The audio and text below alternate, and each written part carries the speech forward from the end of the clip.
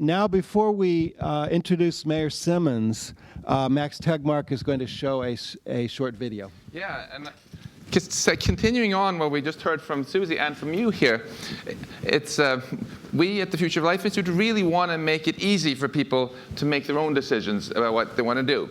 So this website, responsibleinvest.org, there's the app for that. That's what we talked about this morning.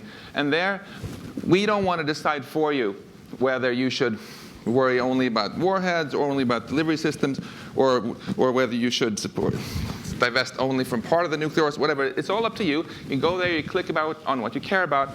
If you feel that there's more information you would like to exist that's not easily available, email me, tegmark@mit.edu, and we'll try to put it up there, because we want to put the decision in your hands. We want to empower you all, okay? And we heard from Susie Snyder that she would like to see more traction here on this side of the Atlantic on following the money and using that as a tool to reduce the risk of nuclear war. We have some very exciting news on this front here, and I want to just preface it by providing a very brief summary of some of the core ideas we've heard so far in the conference. Today, guest and physicist Max Tegmark here to answer some questions. Hey Max, why should I care about nuclear weapons? Because we've learned that they're even more dangerous than we first thought. The biggest threat from nukes isn't explosions that kill millions of people, or radioactive fallout that kills even more, or even a high-altitude electromagnetic pulse that causes mayhem by frying the electrical grid and electronics across the continent.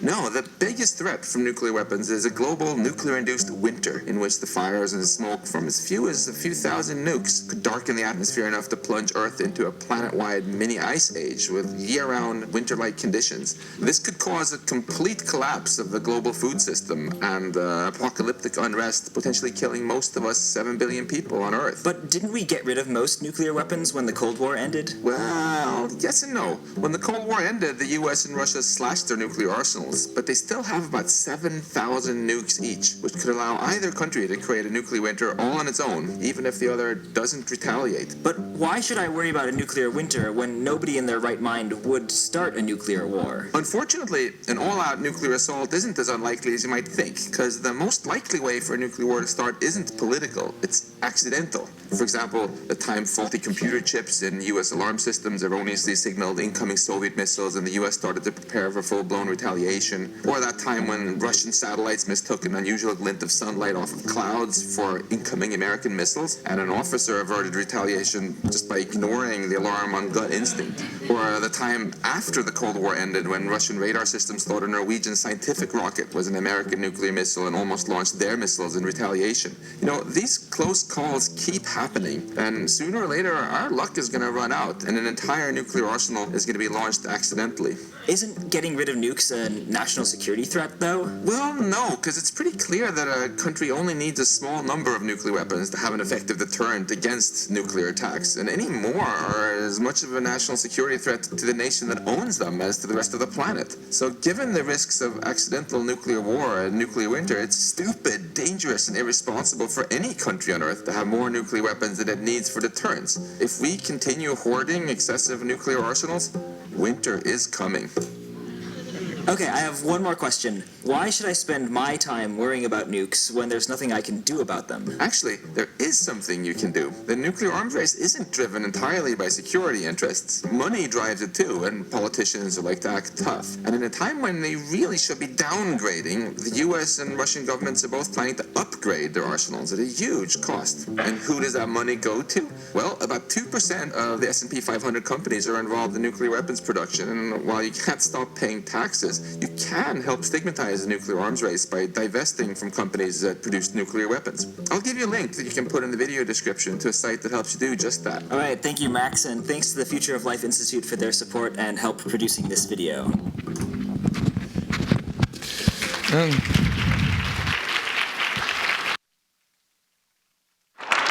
We can do these sort of things as individuals. We can also try to do them with the organizations that we're involved in. And it's one thing to talk the talk. It's another thing to walk the walk.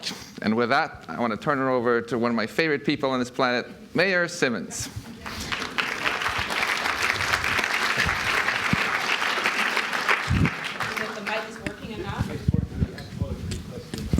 Okay. Let's do this in style. Yeah.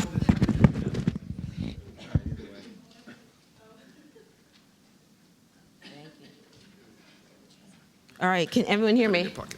Okay, thanks. So it's really, first of all, let me just say it's really been a pleasure to be here, and it was great to have the opportunity to sort of open up this conference, and I think it's good to start and finish on the very same way, kind of upbeat, because I stayed, Jonathan, write that down. There were 12 things to do today, but I stayed here, and I'm glad I did, because I got a lot of good information. I've met some very wonderful people, and even though there were times I actually felt hopeless, I also felt hopeful. You know, something you said, Susie, you said we have agency and we have power, and we can all do something about the nuclear bomb that will make us feel good. So let me just preface by a quote that I love. It really kind of gets me going. It's by Margaret Mead, and she says, "Never doubt that a small group of thoughtful, committed citizens can change the world. Indeed, it's the only thing that ever has." So this very small group of citizens, Lucas Perry, and my very good friend, Professor Max Tegmark, came into my office a couple of months ago and said, "Do you know that we can make a difference by just doing this one little thing?" And then they talked me through it. And I was, first of all, amazed, and I was appalled and a bit incredulous. And I said, well, what can we do? How do I walk the walk? So Susie, I want to be the gold standard policymaker. I want Cambridge to be the gold standard policymakers, because each of us do have a role of responsibility, and each of us can do something. So based on the information that Lucas, and I'm very proud of you, I have to say, very proud, the research that he did and brought to my office with Professor Tegmark, so that I wrote with their assistant this policy order. Can I share it with you? Okay. And it reads as follows. It says, whereas nations across the globe still maintain over 15,000 nuclear weapons, some of which are hundreds of times more powerful than those that obliterated Hiroshima and Nagasaki, and the detonation of even a small fraction of these weapons could create a decade-long nuclear winter that could destroy most of Earth's population. And whereas the United States has plans to invest roughly $1 trillion over the coming decades to upgrade its nuclear arsenal, which many experts believe actually increases the risk of nuclear proliferation, nuclear terrorism, and accidental nuclear war. And whereas in a period where federal funds are desperately needed in communities like Cambridge and others in order to build affordable housing, improve public transportation, develop sustainable energy sources, our tax dollars are being diverted to and wasted on nuclear weapons upgrades that would make us less safe.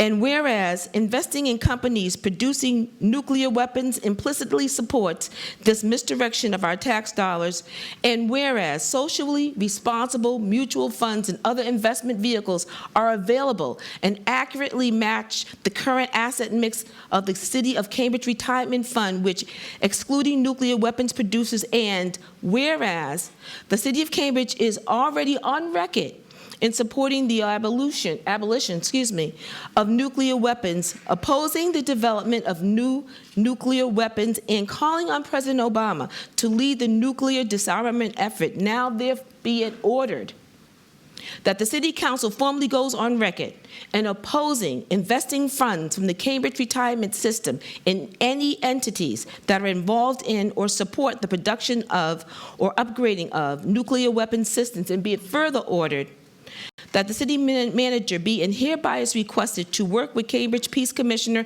and other appropriate city staff to organize an informal forum on possibilities for Cambridge individuals and institutions to divest their pension funds from investments in nuclear weapon contractors, and be it further ordered that the city manager be and hereby is requested to work with the board of the Cambridge Retirement System and other appropriate city staff to ensure divestment from all companies involved in production of nuclear weapon systems and its entities investing in such companies, and that the city manager is requested to report back to the City Council about the implementation of said divestment in a timely manner. This was put before the City Council on March 21st and was unanimously adopted.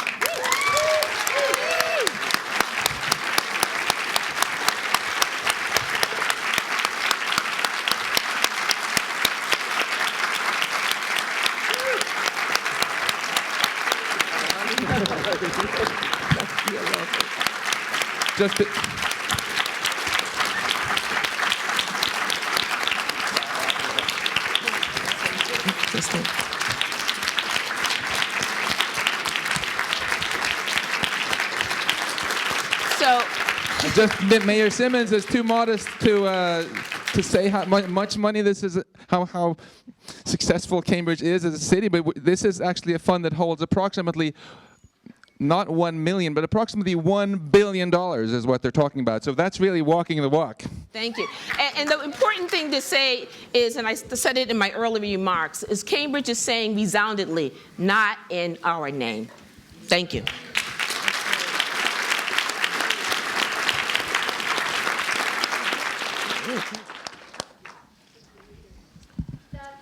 So this is what political leadership looks like, people.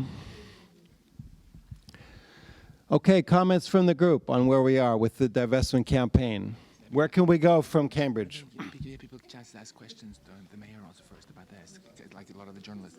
Questions maybe for if people Okay. want to ask questions. So questions to the mayor on the announcement she just made. Zarina. Thank you very much. That's very nice to see the divestment. Yeah, let's have question people come to the mic. Go ahead, Zarina, but after her, everyone come to the mic. So I just want to say thank you very much on this. Can you hear me? Is everybody? Hold it right up to your All right. mouth. So thank you very much. And also I wanted to know, first of all, how we can get Boston to do this also, as well as can we get some universities to enact, as well as some Draper Lab initiatives to have more not in our name campaign going. So first of all, if you're going to ask anyone to do something, you should do it yourself.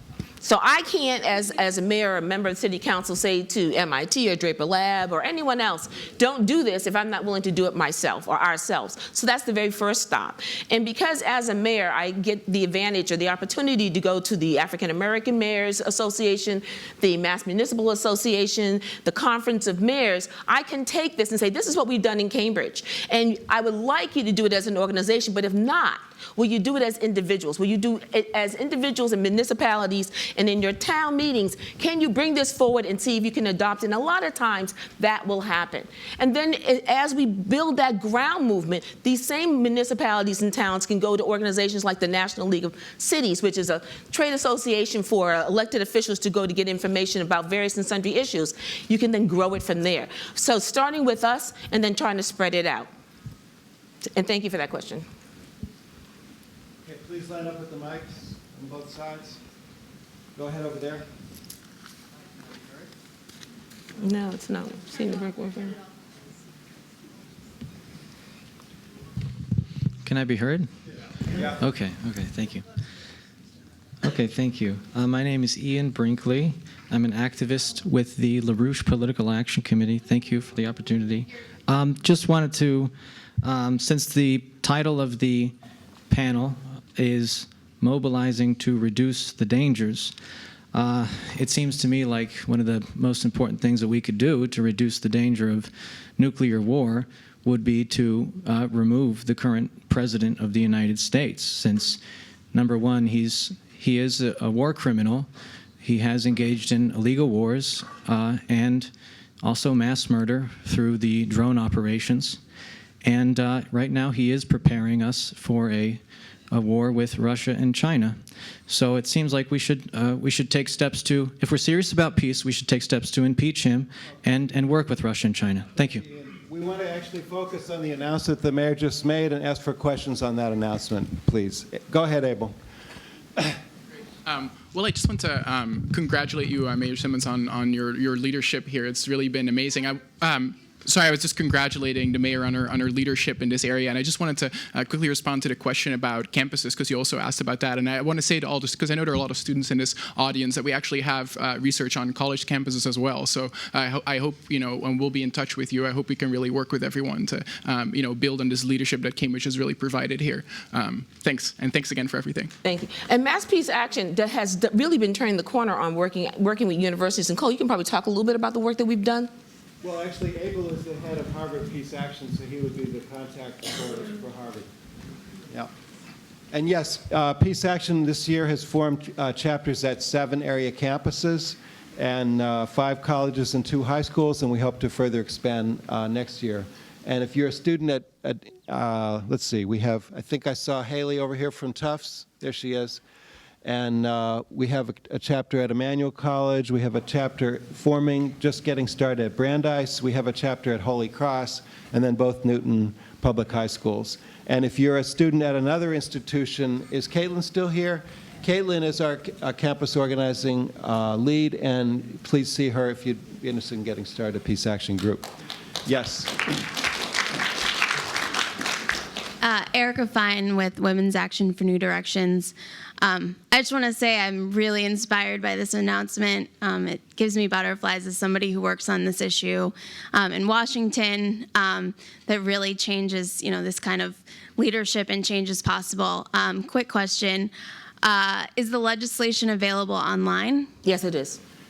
On the Cambridge If you go website? to cambridgema.gov, we have a new portal where you can just click on that portal. First, you go to City Council. Then it'll say Open Data Portal. You click on that portal, and then if you go to the meeting of, March 21st, you'll see the order there. Thank you. Hi. Oh, wow, that is loud. First off, congratulations. It's amazing, and I know that wasn't just your efforts, it was the efforts of a bunch of people going to the city council and presenting their case, and so this was a really collaborative effort, so yay! I'm just wondering,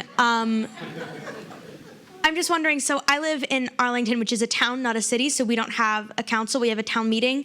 How can I apply as a resident of a town this stuff? How can I spread this to a slightly different operation, if you will? So any citizens, let me just use Cambridge for an example. So any citizen can bring anything forward to the city council. Again, I don't know if I said thank you to Lucas Perry and the Professor Tegmark, because they brought it to me, and I said, let's do something about this, and I did it by way of a policy order. So your town may work that very same way. Most cities or towns have a way for citizen participation. It could be, so either through a citizen petition or going through someone that participates or serves on town. I don't know if it's called selectmen in Arlington or what, but going to one of them and see if they will. You could bring this and say, could you model this? Very likely, we will send this across through the MMA and other means to cities and towns for them to get it. But you yourself can take it and say, this is what they did in Cambridge. Can we do something similar? Also, just quick announcement, Catherine Clark is on our side, so if you're in CD5, be happy. Yes, absolutely. Odile Huguenot-Heber, and I am with the Women International League for Peace and Freedom, USA. So it's a great news. I congratulate you. And we already put this announcement to the City Council of Ann Arbor, Michigan. Hopefully, maybe we can push them to follow. We also like very much the Don't Bank on the Bomb of Susie. So thank you very much for this conference. It's very inspiring. Thank you. Thank you for coming.